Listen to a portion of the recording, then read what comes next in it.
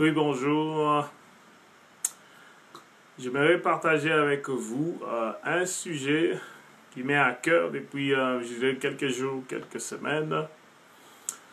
Alors, mon sujet sur lequel nous allons bavarder, on va discuter, on va parler ensemble, ça s'appelle, c'est le vaccin contre le virus. Le vaccin contre les virus. Alors, le texte sur lequel nous allons partager, il se trouve dans Nombre 21.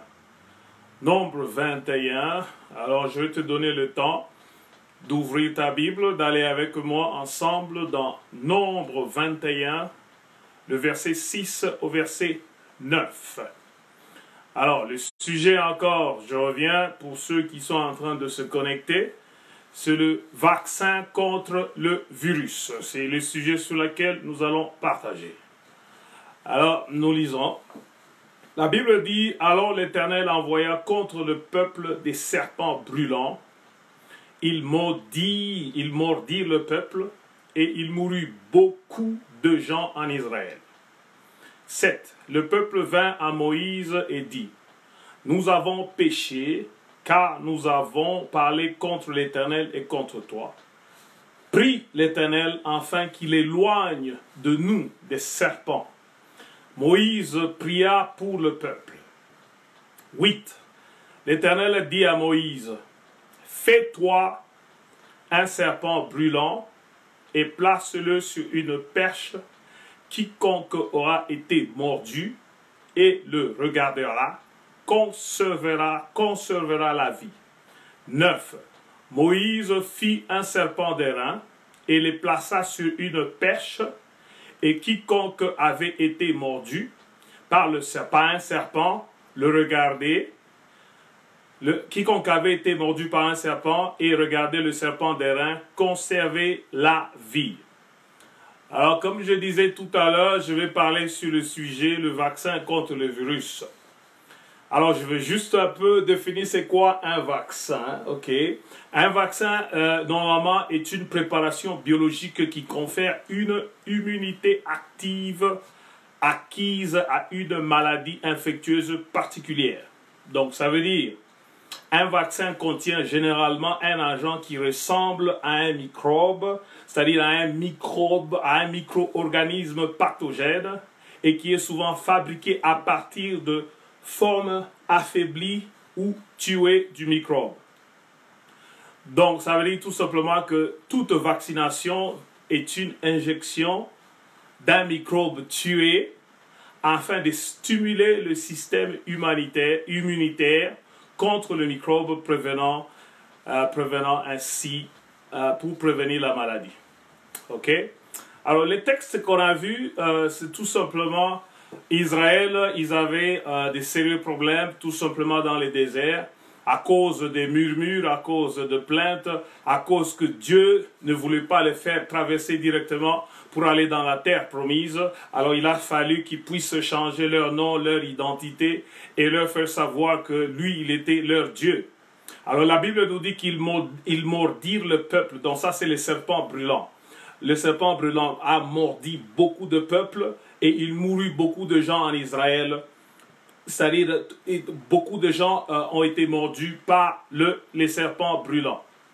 Et regardons un peu ce qui se passe dans le monde actuel. Regardons ensemble. Lorsque tu regardes les nouvelles, lorsque tu ouvres la télévision, lorsque tu es sur ton téléphone, lorsque tu es en ligne, on voit beaucoup de dangers, on voit beaucoup de dommages. J'utilise ce texte comme métaphore tout simplement pour justifier ce qui se passe présentement. Et nous voyons beaucoup de gens qui sont en quarantaine, beaucoup de gens qui ont été mordus. Ça commence par réaliser, tout commence par réaliser. Et pour la première fois à travers la planète, à travers le monde entier, nous voyons des gens qui réalisent que ceci est un danger. Ces virus est un danger. Ces Covid-19 est un danger. Tout commence au niveau national et au niveau global même. Il y a des morts, il y a des gens qui sont affectés par ceci. Il y a des gens qui sont en quarantaine à la bourse mondiale. Les enfants sont en isolation dans les maisons. Les confinements dans les maisons. Il y a des pleurs dans les hôpitaux. Les infirmières, comme vous le savez, et les hôpitaux sont submergés. exténué, pas assez du personnel pour aider les malades. Il y a l'état d'urgence qui est déclaré dans plusieurs pays. De la présidence de Londres, vous avez vu même le Premier ministre, même le président lui-même, il y a des gens qui sont affectés à tous les niveaux. Cette maladie, ces virus, il n'y a pas de préjugés avec cette tempête. Que tu sois haut placé, que tu sois riche, que tu sois pauvre, peu importe, ça touche n'importe qui, ça peut affecter n'importe qui. Des gens avec les statuts les plus élevés de la société, aux gens les plus moindres de la société, tous nous sommes affectés. Les magasins, les supermarchés sont fermés, les compagnies sont fermées, les coupures et les pertes d'emploi dans tous les niveaux, les hôtels fermés, les vols sont annulés, les églises sont fermées, les gouvernements en panique, la peur, l'inquiétude, à chaque fois que tu ouvres la télévision, la plupart des clips, la plupart des vidéos, la plupart des informations, c'est la peur de la possibilité d'être affecté par ces virus. Parce que ces virus, il est contagieux, comme vous savez, ça te contamine et tu regardes les nouvelles, ils sont en train de parler des préparatifs, des masques, des gants à chaque minute, des sanitizers, juste pour se laver les mains. Toutes sortes de la panique, l'inquiétude, la nervosité lorsque tu sors. Et selon la Bible, les serpents brûlants mordirent le peuple et il mourut beaucoup de gens en Israël. Ok? Alors, tout est fermé. Les familles incapables même d'assister aux funérailles de leurs morts, pour vous dire. Alors, c'est des villes mortes partout dans le monde, partout dans le monde entier, partout sur la planète. Alors, ils ont réalisé le dommage du virus et du serpent brûlant partout en Israël. Alors, qu'est-ce que ça veut dire tout simplement si tu prends des notes? Tout commence par la réalisation. Tout commence par, tu te réveilles un matin, tu regardes les dommages, que ce soit dans ta maison, que ce soit dans ton pays, que ce soit, même si tu penses que ça ne t'affecte pas. Mais je suis tout simplement en train de t'informer que nous sommes en train de vivre le temps de la fin. Et il est temps d'aménager son cheval, il est temps de préparer sa maison, il est temps de préparer sa nation, il est temps de se préparer pour affronter, c'est-à-dire cet ennemi invisible, le Corona-19 que nous sommes en train d'expérimenter partout à travers la planète. Amen. Alors, lorsque tu réalises une chose comme ça, c'est quoi? Quelle est la chose qui te vient en tête? Ce qui te vient en tête, c'est quoi? Ce que nous devons faire en tant que peuple. Il y a ce qu'on appelle des instructions naturelles. Je crois très bien, je crois parfaitement. D'abord, étant à la maison moi-même, donc ça prouve tout simplement que nous respectons les instructions qui sont données par les autorités de chaque pays. Romains 13 nous dit que nous devons respecter les lois de la terre, les lois de ce monde. À César ce qui est à César et à Dieu ce qui est à Dieu. Là, si tu es d'accord avec moi, écris quelque chose, dis Amen. On respecte ces choses-là. On doit se laver les mains. On doit respecter tout ce qui est fermé. Il y a des lois qui sont en train d'être infligées partout à travers la planète, partout dans chaque pays, qui doivent être obéies. Ça, c'est naturel. Ça, c'est naturel, tout simplement. Et on doit faire ces choses. Je crois dans ces choses-là. Amen. Mais en tant qu'Église, en tant que peuple, allons un peu dans Ésaïe. Va avec moi dans Ésaïe. Je vais te donner le temps d'aller dans Ésaïe 26-20. Va dans Ésaïe 26-20. Nous allons voir un texte qui va nous parler sérieusement par rapport à cette situation. Ésaïe 26-20, nous lisons. La Bible dit, « Va, mon peuple, entre dans ta chambre. Ferme la porte derrière toi. Cache-toi pour quelques instants jusqu'à ce que la colère soit passée. » Alors, vous voyez que ce n'est pas la blague, cette chose ici. C'est une tempête, c'est quelque chose, c'est une maladie, c'est un ennemi invisible que tu ne sais pas de quelle façon tu vas l'attraper, où est-ce que tu vas l'attraper. Alors, c'est impératif que tu entres. Lorsque nous, on n'est pas en quarantaine tout simplement, nous, on n'est pas tout simplement confinés, nous, on n'est pas simplement dans la maison pour tout simplement perdre le temps en train de regarder la télévision. On est dans les maisons parce que nous devons faire un travail efficace. Nous devons nous mettre à genoux. Il est écrit que si mon peuple sur qui est invoqué mon nom, je vais répéter encore, si mon peuple, on ne parle pas, il y a plusieurs peuples dans ce monde ici, ça c'est Dieu qui dit si mon peuple à moi. Dieu s'attend à ce que l'Église, il s'attend à ce que son peuple, si mon peuple sur qui est invoqué mon nom s'humilie d'abord, s'humilie. On doit commencer par s'humilier, se mettre à genoux, crier. on doit s'humilier. Prie. La Bible dit deuxièmement, prie. Si le peuple sur qui, si mon peuple, pas le peuple, si mon peuple sur qui est invoqué mon nom, s'humilie, prie et se détourner de leur mauvaise voie. Moi, l'Éternel Dieu Tout-Puissant, je guérirai le pays. Tout commence par notre vaine manière de vivre. Dieu, il est Dieu. Il va utiliser quelque chose comme un virus, quelque chose comme une maladie, tout simplement pour, c'est-à-dire secouer la terre, afin que toute chose, afin que tous se crient vers lui, afin que tous nous puissions savoir qu'il y a un Dieu. Et nous, en tant qu'Église, et nous, en tant que son peuple, nous avons la responsabilité, lorsque nous faisons face à des situations pareilles, et lorsqu'il y a un virus qui est en train de faire tomber les gens, qui est en train de tuer les gens, qui est en train d'infecter les gens. Lorsque nous voyons ces gens, des serpents brûlants en train de mordre des familles sur familles, en train de mettre les gens dans les maisons, en train de fermer toutes choses, fermer les magasins, fermer toutes choses, c'est notre responsabilité d'aller vers Dieu. Alors si le peuple sur qui est invoqué mon nom s'humilie, prie et se détourne de leur façon vaine de faire les choses. Est-ce que ça se peut que Dieu a utilisé cette maladie parce que nous étions éloignés de lui, parce que nous étions perdus dans notre chose, perdus dans nos occupations, perdus loin de Dieu? Est-ce que ça se peut que Dieu va utiliser ceci pour que nous puissions venir vers lui? Il y a ces genres de prières parfois que je ne peux même pas faire sur un Facebook Live. Il y a les genres de prières de Jacob que j'appelle. Lorsque tu te mets à genoux, tu dis, je n'irai nulle part jusqu'à ce que je voie la gloire de Dieu. Il y a les genres de prières que tu voyais les sacrificateurs et ils étaient en train de te déchirer les vêtements pour se couvrir avec des cendres pour dire que Dieu ait pitié de nous. Nous avons péché et nous sommes privés de la gloire de Dieu. Il y a ces genres de prières que j'appelle les prières de Anne. Lorsque tu te décides que tu es fatigué de voir ce que tu vois et tu te mets à genoux, tu dis que Dieu, tu dois faire quelque chose. Il y a les genres de prières que j'appelle, il y a des prières de grumeaux de sang. Les prières de grumeaux de sang où tu dis, Seigneur, pas ma volonté, mais ta volonté. Où tu luttes avec Dieu, où tu veux voir Dieu se glorifier, où tu veux voir Dieu résoudre, où tu veux voir Dieu secouer. Parce que lui, il a dit, si mon peuple, sur qui est invoqué mon nom, s'humilie, prie et se détourne de leur mauvaise voie, moi, l'Éternel Dieu Tout-Puissant, je guérirai leur pays. Si vous avez le temps, vous allez voir par la suite que j'avais mis une vidéo hier ou avant-hier pour démontrer il y avait des femmes dans un hôpital à New York qui étaient submergées et se sont mises à genoux en train de dire, Dieu, fais quelque chose, guéris ton peuple, guéris ton peuple. Cette maladie est venue directement de l'enfer.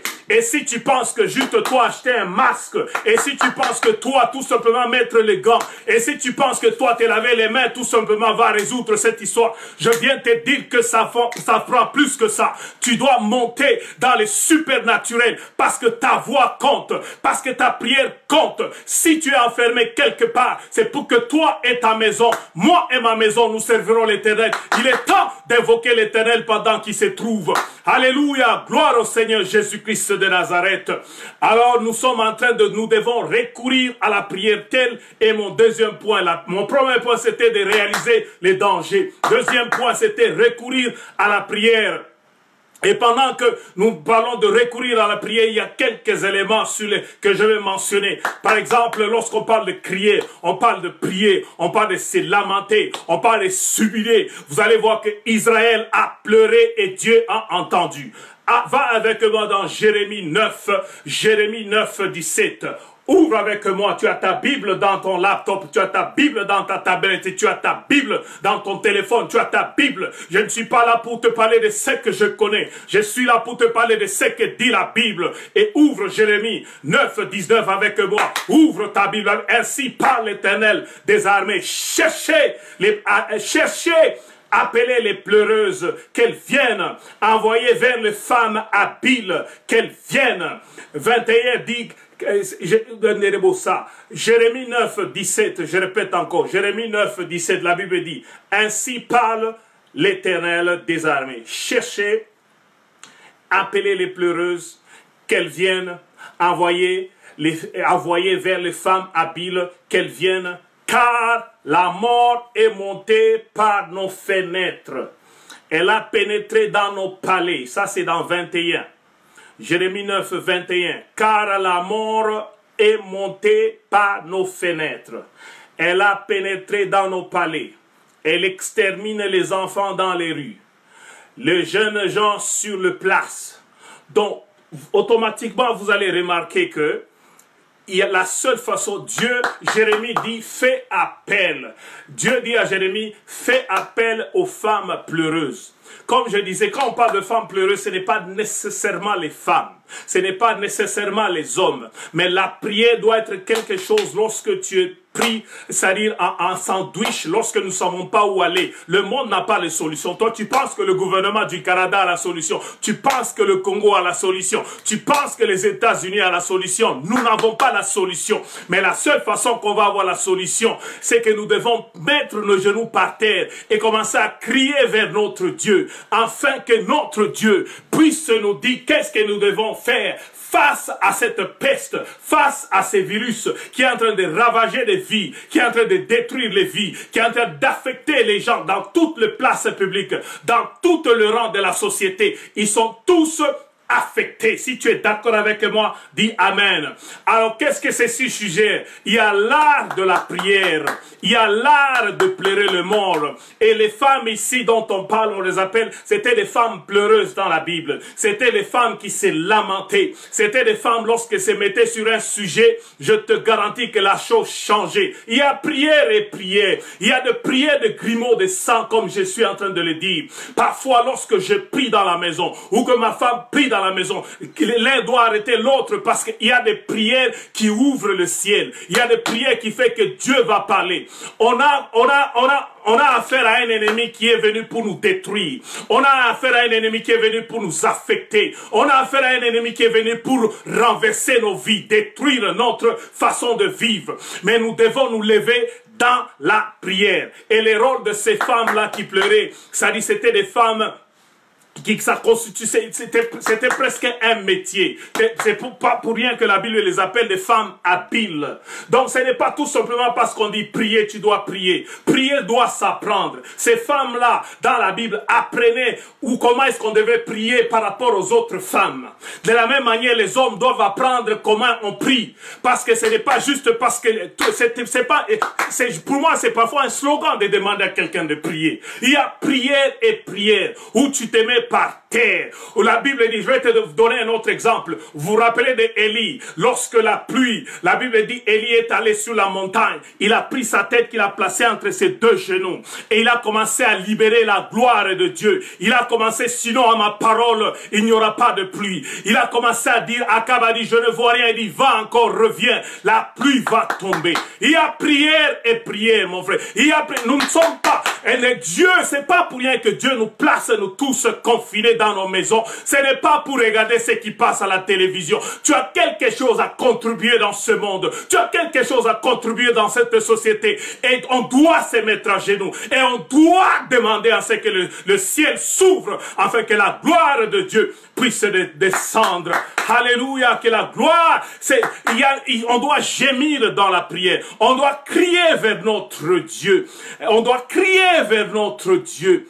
Après avoir crié vers notre Dieu comme ça, l'autre chose que je dois parler, insinuer une parenthèse, nous devons savoir prier avec foi. Lorsqu'on parle pendant des périodes comme ça, il n'est pas sourd pour entendre. C'est un Dieu qui a créé toutes choses. C'est un Dieu qui parle. C'est un Dieu qui entend. Au commencement était la parole était Dieu. Et toute chose qui a été créée n'a été créée sans la parole de Dieu. Tout ce que Dieu fait, il est fait avec la parole. Comment ça se fait? C'est lui qui fait toutes choses avec la parole et sourd pour écouter nos prières. Nous prions avec foi parce que nous savons qu'il va entendre et il va libérer la solution. Et il va libérer la solution par rapport à ces virus qui rongent la nation, qui rongent les nations, qui rongent la planète. Alléluia. Alors la solution est toujours à notre portée. Lorsque Dieu répond, il répond. Lorsque Dieu répond, il y a rien par exemple qui le surprend. Mais il veut que nous puissions prier pour qu'il ramène la solution. Ce virus ici n'a pas pris Dieu par hasard. Ce virus ici de Corona n'est pas juste venu déranger Dieu. Il s'est dit, qu'est-ce que je vais faire maintenant? Mon peuple est en train de mourir. Non, nous sommes collaborateurs avec Dieu. Nous sommes ouvriers avec Dieu. Lorsque tu pries, attends-toi qu'à ce que le ciel s'ouvre. Lorsque tu pries, attends à ce que Dieu réponde. Lorsque tu pries, attends à ce que Dieu parle. Et lorsque Dieu parle, par exemple, un exemple dans Genèse, la Bible dit, lorsqu'Adam et Ève ont péché, ils sont allés, ils se sont cachés avec les feuilles de figue. Dieu, cela n'a pas surpris Dieu, parce que si cela avait surpris Dieu, comment est-ce que voici l'agneau de Dieu qui enlève les péchés depuis la fondation du monde. Donc ça veut dire qu'avant même que le problème ne soit, la solution était déjà là. Avant même que Adam ne pêche, Dieu savait déjà de quelle manière il allait racheter l'homme. Dieu n'est pas traumatisé, Dieu n'est pas secoué par ces choses, mais il attend c'est que nous puissions aller vers lui, dépendre de lui totalement et entièrement, afin que lui puisse nous épargner de ces virus dans nos vies, dans nos maisons, dans nos rues. Partout, il y a l'inquiétude dans les nouvelles pages. Je regarde même plus les nouvelles. Tu ouvres CNN, tu ouvres Fox. Toutes les nouvelles, je te garantis qu'ils n'ont pas la solution, mais c'est Dieu qui a la solution. Alléluia! Que la gloire soit donnée à notre Seigneur Jésus-Christ. Et Dieu, la Bible dit dans Genèse 3, 21, l'Éternel Dieu fit à Adam et à sa femme des habits de peau et il en revêtit. Comment est-ce qu'à la minute même, Dieu avait déjà trouvé la solution pour dire, voici l'agneau de Dieu qui enlève le péché du monde. Je vais tout simplement dire aux chercheurs, aux gens qui travaillent dans les pharmacies, les laborantins, et c'est que la solution est déjà là, mais il faut que tu pries vers Dieu. Lorsque nous crions vers Dieu, Dieu va t'ouvrir les yeux, parce que la solution est toujours à notre portée. Par exemple, Samson, lorsqu'il avait affaire aux Philistins, la Bible dit le mâchoire de l'animal était à sa portée. La solution est toujours à ta portée. Moïse, qu'est-ce que tu as dans la main? Lorsque tu es submergé, lorsque tu es face à l'ennemi, tu as un bâton dans la main, utilise ce que je t'ai donné, utilise ton intelligence, utilise la science, utilise les recherches. La solution est toujours à notre portée. Dieu n'a pas besoin d'aller rechercher dans son répertoire pour voir qu'est-ce que je vais faire par rapport à ces virus, mais Dieu veut que nous puissions le consulter. Alléluia! Que ce soit l'exemple de la femme de la perte de sang, la solution est toujours à la portée. Si tu rampes, et tu vas toujours toucher le pan de la robe du Seigneur Jésus-Christ. J'ai dit que la solution est toujours à notre portée. Je dois m'arrêter pour parler du manque de la créativité et de l'innovation et de la fécondité de l'Église. Car ce virus est aussi venu pour exposer la faiblesse et les failles de l'Église. Parce qu'à chaque fois que l'Église est secouée, à chaque fois que l'Église est tourmentée, on n'est pas le premier, même depuis le temps des disciples, depuis le temps des apôtres, à chaque fois qu'il y avait une genre de persécution, ils étaient tous dispersés. Mais Dieu va utiliser cette persécution, va utiliser cette maladie afin que l'Église puisse innover, afin que l'Église puisse se restructurer, afin que la créativité revienne à l'Église.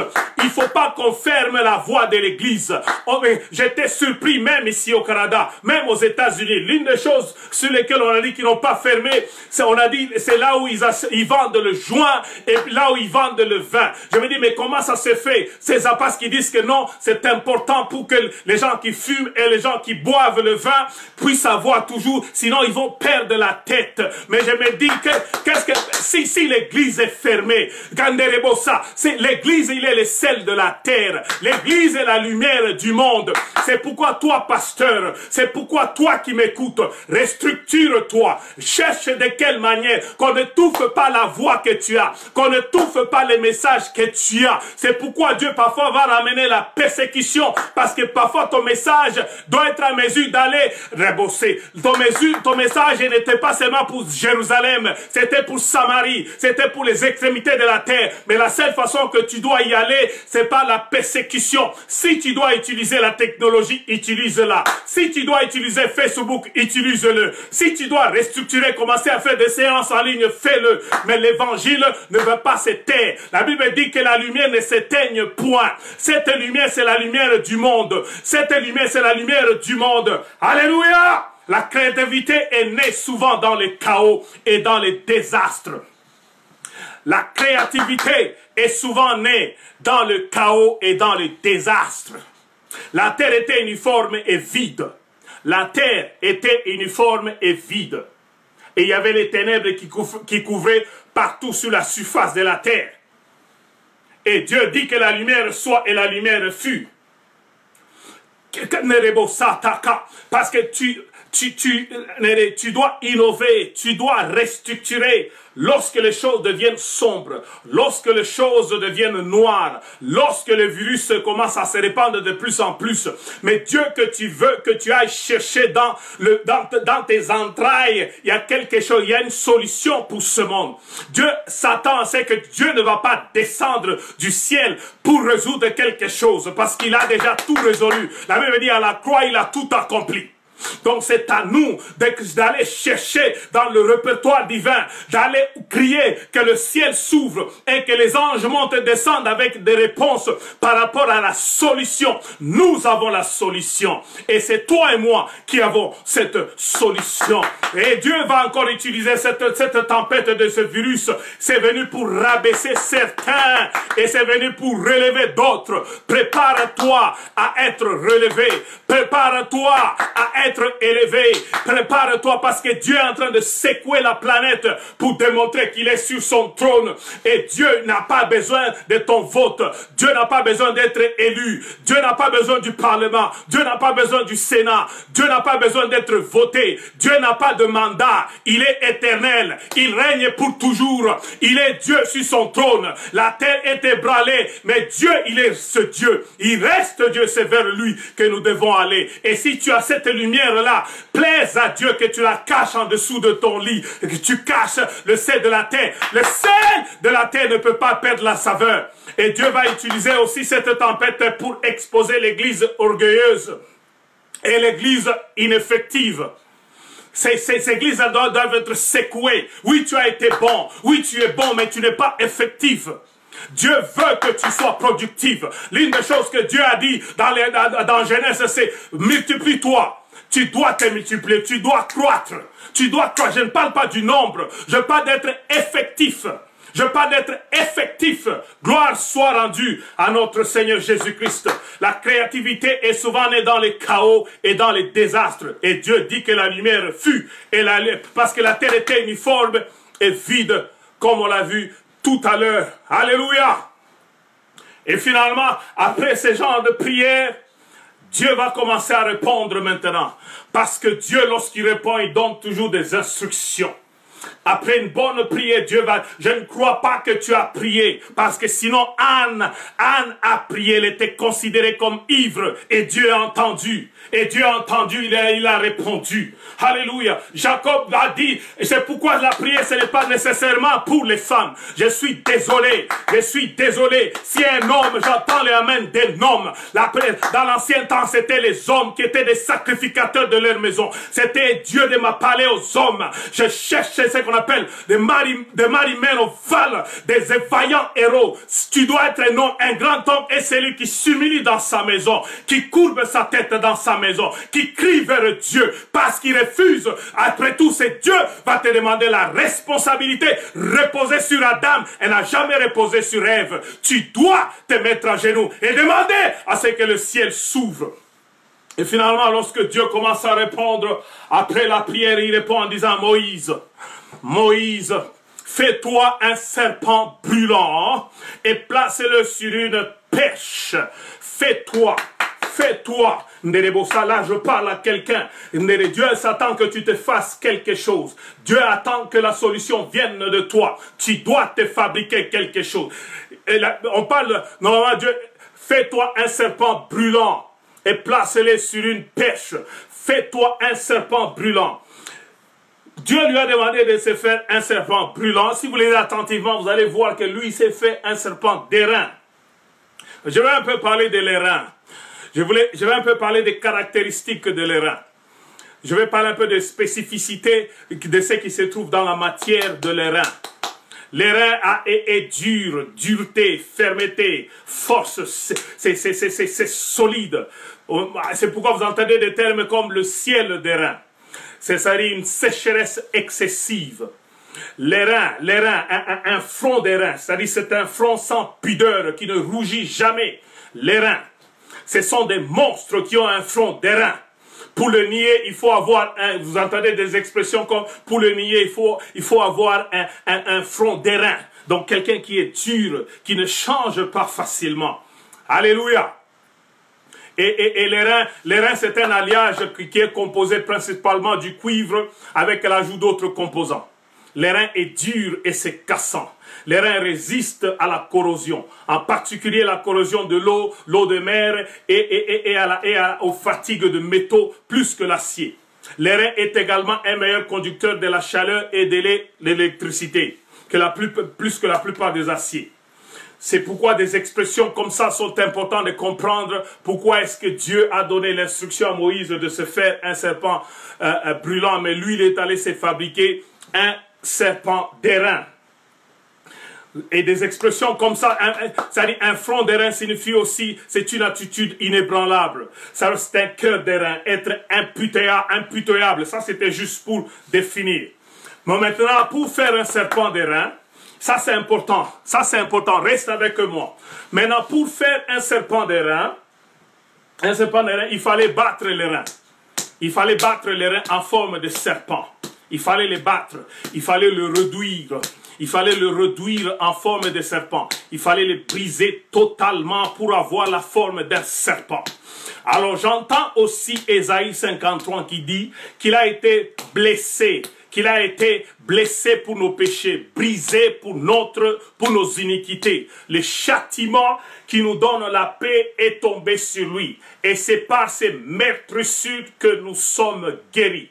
La Bible dit toujours dans l'Ésaïe 53 qu'il a plu à Dieu de le briser par la souffrance.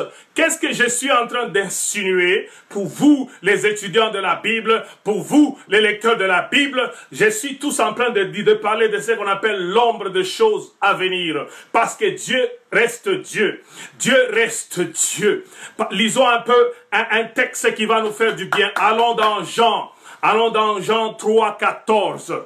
Nous allons comprendre pourquoi est-ce que Dieu devait demander à Moïse de frapper les reins, de frapper pour se fabriquer quelque chose qui ressemble à un serpent, quelque chose qui ressemble à un serpent des reins. Alléluia. Alors lorsque nous voyons Jean 3, 14, la Bible dit, et comme Moïse, écoutez ça, et comme Moïse éleva les serpents dans les déserts, il faut de même que le Fils de l'homme soit élevé. Comme Moïse éleva les serpents dans les déserts, il faut de même que le Fils soit élevé, afin que quiconque croit en lui ait la vie éternelle. Est-ce que c'est fort possible que déjà lorsque Dieu avait vu que Israël était mordu par des serpents brûlants, comme nous le voyons aujourd'hui, les gens sont mordus, ils sont mordus par les serpents, il y a le venin de cette maladie, il y a le venin de ces virus qui est en train de mordre, qui est en train de ronger les gens, qui est en train de tuer. Est-ce que c'est fort possible que la solution devait être de frapper les reins? Mais la seule fois, ce qui m'intrigue, c'est que, comment ça se fait que, comme Moïse éleva les serpents dans les déserts, ça c'est Jésus qui parle. Il faut de même que le Fils de l'homme soit élevé. Mais comment est-ce que tu vas être élevé? Comment est-ce que tu vas être élevé? Comment est-ce que tu pourras être élevé sans être frappé? Comment est-ce que la seule façon d'être élevé, il faut d'abord être frappé de Dieu.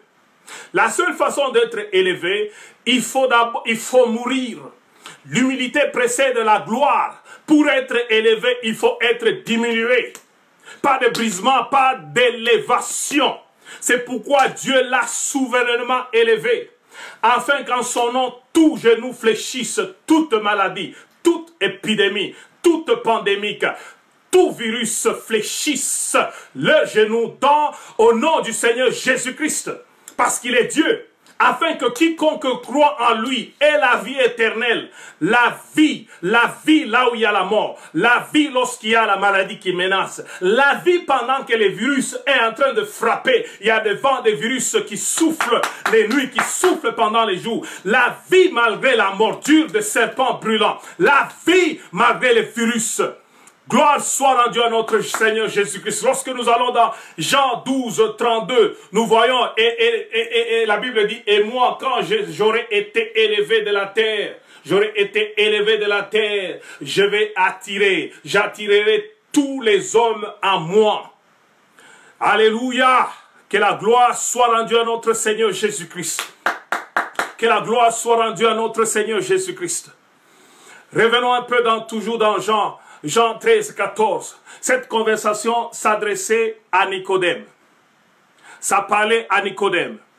Lorsque Dieu a dit, et comme Moïse éleva les serpents dans les déserts, il faut de même que le Fils de l'homme soit élevé, afin que quiconque croit en lui ait la vie éternelle.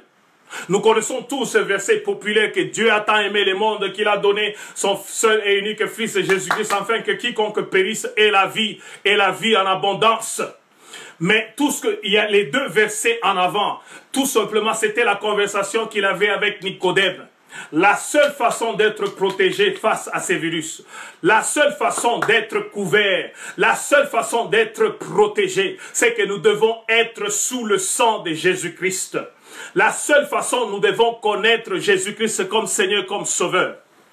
Lorsque, par exemple, la Bible parle dans Exode disant que quand l'Éternel passera pour frapper l'Égypte et verra le sang sur les portes et sur les linteaux, l'Éternel passera par-dessus la porte. Il ne permettra pas aux destructeurs de rentrer dans vos maisons pour frapper. Je viens rappeler à quelqu'un, parfois tu as peur, parfois tu te dis, est-ce que je vais être, ça va m'atteindre, est-ce que cette contingent qui vient vers, et comme tu connais très bien le psaume 91 qui a fait le tour à travers la planète du monde, mais sache tout cela veut dire tout simplement que ta maison, Dieu ne va pas permettre, comme il a dit dans Exode, il ne permettra pas aux destructeurs d'entrer dans vos maisons. Cette maladie est venue pour détruire. Mais ça ne peut pas détruire celui qui a le nom de Jésus-Christ. Nicodème, toi qui me suis. Nicodème, toi qui m'entends. Tout commence, tu dois donner d'abord ta vie au Seigneur Jésus-Christ. Tu dois donner ta vie à Jésus. La seule façon d'être sauvé, la seule façon d'être préservé, même pendant que tu es dans ta maison, ce n'est pas assez. T'es caché, ce n'est pas assez. Le masque n'est pas assez. Les gants ne sont pas assez. Je sais que tu n'es pas sorti depuis longtemps. Je sais que tu es resté confiné, mais ce n'est pas suffisant. La seule façon que tu seras protégé contre les destructeurs de ce corona, contre la peste, c'est seulement s'il y a le sang de Jésus sur les portes et sur les linteaux. Et cette conversation d'être né de nouveau s'adressait à Nicodème. La seule façon, ce n'est pas tout simplement en disant que non, moi je ne sors pas, je reste dans la maison, ça ne va pas m'arriver. Non, ça a été démontré que cette maladie a atteint tout le rang de la société. Alléluia. Qu'est-ce que je voulais dire tout simplement? Que Jésus-Christ est le vaccin. Que Jésus-Christ est le vaccin. Moi et toi, nous sommes vaccinés par le sang de Jésus. Nous sommes vaccinés par le sang de Jésus. Tu dois être vacciné par le sang de Jésus. Tu dois d'abord l'accepter. Parce que lui, il a payé le prix à la croix. Il a été brisé pour toi et moi. Afin que les destructeurs ne puissent pas rentrer dans nos maisons. Tu ne peux pas, ne t'inquiète pas. Ne promène pas de regard inquiet. Ne te pose pas de questions. Ne te fais pas de soucis. Va dormir avec assurance. Parce que c'est illégal de tuer quelqu'un 2 fois. L'une des choses, pourquoi est-ce que le sang devait être sur les portes et sur les linteaux? C'est parce qu'imagine qu'ils ont pris l'agneau. Et l'agneau de Dieu qui est l'image de Jésus-Christ, brisé, son sang a coulé. Son sang, normalement, les sacrificateurs, il y avait un bassin, ils devaient placer les mains dans le bassin, tremper leurs mains. C'est pour ça que je parle aux hommes, toi qui me suis, tu dis toujours que c'est ma femme qui prie. C'est une bonne chose. Mais la prière qui ouvre les choses, c'est toi qui la détiens en tant que sacrificateur de ta maison. trempe les mains dans le sang de l'agneau et va placer partout sur le mur, va placer sur les linteaux, et tu vas voir, l'une des choses, c'est lorsque l'ange, le destructeur de la maladie venait, lorsqu'il regardait le sang déjà, il se disait que sur cette maison ici, je ne peux pas rentrer parce qu'ils sont déjà morts. Et c'était la raison pour laquelle le sang devait être placé sur les linteaux. Et je te demande, mon frère, je te demande, ma soeur, je te demande, mon ami, je te demande, toi qui me suis, est-ce que si l'ange de la destruction venait chez toi, est-ce qu'il va trouver le sang de Jésus? Est-ce qu'il va trouver le sang sur les portes? Est-ce que tu connais le Seigneur Jésus-Christ comme Seigneur et comme Sauveur? Je t'invite à donner ta vie au Seigneur maintenant. Je sais que tu me connais, je sais que tu m'as connu, mais me connaître, ce n'est pas ça, mais ce n'est pas moi, mais c'est son sang qui a sur moi. C'est pourquoi j'ai traversé tellement de choses, c'est son sang qui m'a préservé. Le même sang qui m'a gardé hier, le même sang va me garder aujourd'hui, le même sang va me regarder demain. Il y a plusieurs angles sur ce corona. Dans les jours, dans les semaines à venir, on va parler sur plusieurs sujets. Mais le Seigneur m'a mis à cœur de parler tout simplement de l'importance du sang de Jésus-Christ, et que ce serpent brûlant n'a pas d'autorité sur ta vie. Il n'a pas de pouvoir sur ta vie. Il ne peut pas t'atteindre, car il est écrit que Moïse a fait un serpent d'airain et il l'a placé sur une perche. On n'a même pas le temps d'expliquer. Regardez un peu comment est-ce que l'ombre de choses à venir. Regardez la corrélation. Regardez les similarités. Est-ce que vous vous rendez compte qu'une perche, on devait prendre un serpent d'airain pour le placer sur une perche. N'est-ce pas qu'une perche, c'était le bois de Calvaire? N'est-ce pas que la perche, c'était Jésus-Christ devait donner sa vie. Jésus-Christ s'est fait serpent ce moment-là. Et c'est pourquoi la Bible dit, lorsqu'il regardait tout simplement en regardant, regarde à l'œuvre de la croix de Golgotha et tu ne seras pas atteint. Regarde tout simplement Jésus-Christ, ta maison ne sera pas touchée. Regarde, donne ta vie au Seigneur, tu seras épargné de cette peste. Cette peste n'a pas de pouvoir sur toi. Cette maladie ne peut pas toucher ta femme, tes enfants. Cette maladie ne peut pas toucher ton mari et tes enfants. Tu seras préservé. Tu seras préservé. Tu seras préservé. Prends courage. N'abandonne pas, ne lâche pas. Ta prière compte.